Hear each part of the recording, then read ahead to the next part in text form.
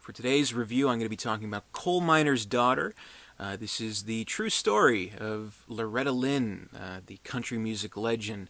The inspiring true story, as they would say, is her rise to fame from humble beginnings, the Appalachian Mountains, a coal miner's daughter, married several kids. All of a sudden, fame hits her, and it's about her life and her times and her love. Such a great movie. Really set the standard, I would say, for how great a musical biofilm can be. You know, a lot of what this movie set up, we've seen followed through and attempted in other musical biofilms.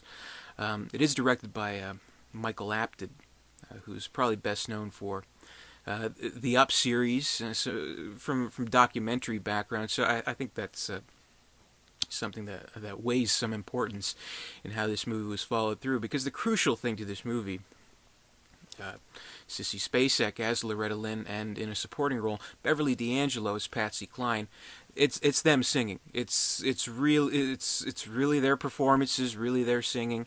It is not some studio recording, lip syncing. It's absolutely there. So that's something that really gives this movie the edge, and it is full of great music, and you know, they're very proud of this fact. They even stated at the very end as a medley of all the songs that we've heard throughout the movie, performances by Beverly D'Angelo and Sissy Spacek. I think even the soundtrack was a big hit. And you know, some movies, their soundtracks have a life of their own. You know, like with the "Oh Brother, Where Art Thou," something like that, which was not George Clooney singing, but that's besides the point. You'll get him next time, George. Poor guy only has 1 million Oscars. But anyway, this is, you know, crown jewel in a great actress's career. Sissy Spacek as Loretta Lynn. She's so wonderful and charming, and not just the performances, but you know, her humble attitude about all of it, and how it is a struggle to deal with this kind of fame. I mean, we'll see so many movies like this. Where you know, it almost has become a cliche, like having to deal with fame and things like that, or maybe some past trauma to deal with. But there's nothing so much with that. It is strictly about dealing with the fame, and dealing with her marital life, and trying to make that work. Tommy Lee Jones plays her husband, Mooney, nicknamed because he makes some damn good moonshine. And that's really interesting too, because the movie, above all things, above the biofilm, above the wonderful music, it is a love story, and I think it is one of the best love stories on film, I would say, if only because it does not kind of follow the kind of formula that you would see in an average love story. Like, even say something like Walk the Line. I love Walk the Line. Joaquin Phoenix, Reese Witherspoon, they're great. But it kind of it arrives to that happy ending where they get together despite it all. Here it's almost kind of unconventional, even though it's more true to life than anything else. It really does start with their the courting of Mooney and Loretta, which is a little unorthodox, to say the least. But they develop their relationship. They get married. They're married. They have kids before the first 30 minutes of the movie are up. And what it really is about, and what the love story is about here, is about making that work. And so few movies, really, when you think about it, really deal with that, about already getting to that supposed destination. So I find that very charming in the movie. And I mean, it is a very beautiful love story about, husband, he loves his wife. You see that one, shot in the movie. Mooney walks up to the pawn shop. He sees that guitar. He's like, I got an idea. Gives it for her birthday. I love the way you sing. I wouldn't have given this to you if I didn't mean it. Blah, blah, blah. That's great stuff. And, he loves his wife. He believes in his wife. She loves him. She wants to stand by her man. She puts up with all his asinine ways, which he is. It doesn't even pull any punches either. There are some scenes that I would say are uncomfortable, with involving abuse. But that's the story. This movie is kind of unflinching.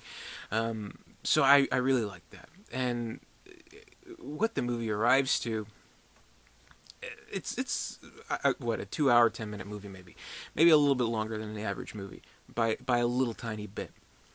The final scene of the movie, like the final climactic scene, is them having this big argument and them realizing, we're kind of being stupid here, and just kind of riding off in the sunset, basically. So it's just a subtle scene like that can close a movie like this, and you feel it's absolutely the best and most necessary way to end the movie, to make you feel, everything's gonna be all right. These kids, they're gonna make it, and that's encouraging.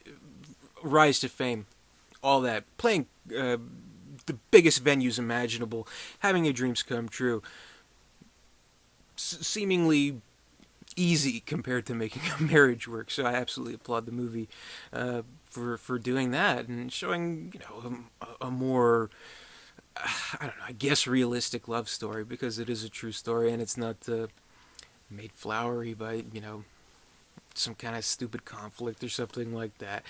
It's about making it work, and I think Tommy Lee Jones and Sissy Spacek, they are great in their roles and in showing that, in showing this couple. I watched it, and they had like a special feature. Sissy does a commentary through the whole movie. Tommy Lee Jones does like this interview, which is weird because he doesn't do too many interviews. At least I don't think so. I think people are afraid of him. They don't want to ask him questions. But he was like, "We're of the same mind in delivering this material. We knew what we had to do," and that you absolutely see. Their chemistry, absolutely perfect. I think it's a great movie. Michael Apted did everything right. The live performances, the real genuine singing, the structure of the film, which is a little bit unconventional, which is good. So this is one of the best musical biofilms I've ever seen, one of the best love stories I've ever seen. This is a great movie, well worth seeing if you haven't already. The Blu-ray looks fantastic, lots of nice special features and stuff too. Sissy Spacek's Oscar-winning role, completely, utterly deserved. So she's so great in this movie. I love it. What can I say? So that's my review of Coal Miner's Daughter. Comment, rate, subscribe, all that good stuff. Let me know what you think of the movie. And yeah, I guess that's it. So plenty more 31 Days of Oscar reviews to come. Stay tuned for more over the next month. And until then, I'll see you later.